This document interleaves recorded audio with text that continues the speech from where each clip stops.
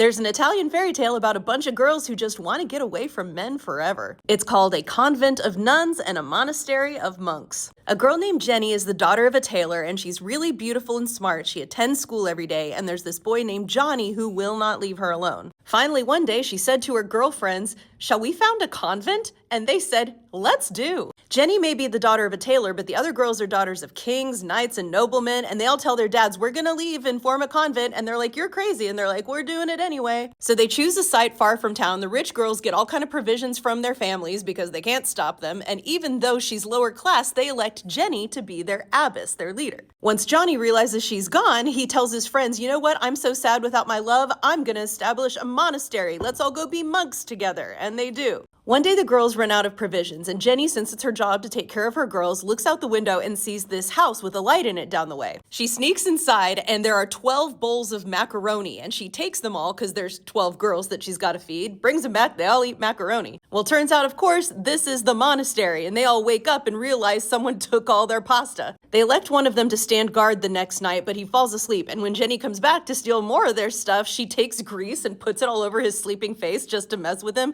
and when they wake up in the morning, they're like, "Oh, you sucked as a guard." This happens 11 nights, and the 12th night, it's the Father Superior, Johnny, who's keeping watch. He only pretends to be asleep, and when Jenny tries to blacken his face, he grabs her hand, and he's like, "I caught you," and she's like, "Oh God, don't harm me," and he's like, "I won't harm you, but you need to go get all of your girls and bring them all here," and she's like, "Only if you promise you will not harm any of us," and he says, "Okay." So she goes to her girls, and she's like, "Yo, we have to go to the monastery, sorry." So they show up, and Jenny's like, "All right, what do you want?" And he's like, "I want you to cook macaroni for us," and she's like, "Oh, my nuns can't cook without music." So even though they're like starving, the men start picking up fiddles and trumpets and playing music. But instead of cooking in the kitchen, Jenny and her nuns grab mattresses, throw them out the window, and then jump down onto the mattresses and escape. Because they ain't cooking for them. Once the men realize they're gone, they're angry, they're still hungry, so Johnny gets a bunch of wine and shows up at the convent, and he's like, "Let me in, and I'll give you some of this wine." But Jenny knows what's up from the beginning. She lets him in, they all drink, except she only pretends to drink her wine, and all the nuns fall asleep, but she doesn't, because he drugged it. He ties a rope around each of the girls' waists, intending to pull them all out the window, but Jenny pushes him out the window and gets rid of him. But by then, she and the girls are sick of this stuff, so they're just like, "All right, we're gonna abandon this nun life and just go home." And all of the monks go home too, because,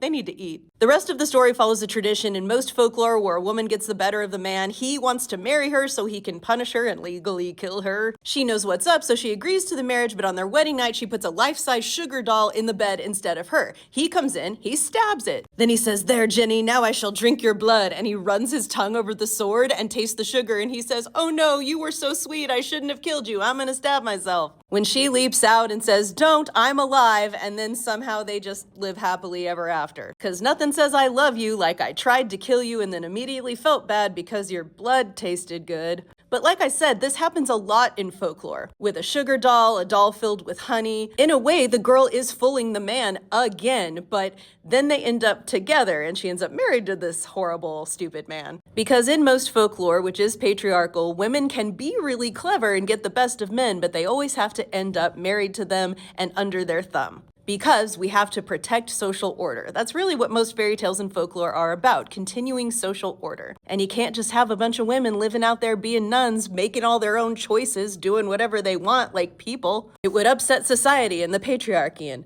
we just can't have that. But if you want a reimagined fairy tale that doesn't end that way, check out my book, Dust Spells, a reimagining of the 12 Dancing Princesses, and my podcast, links in the bio.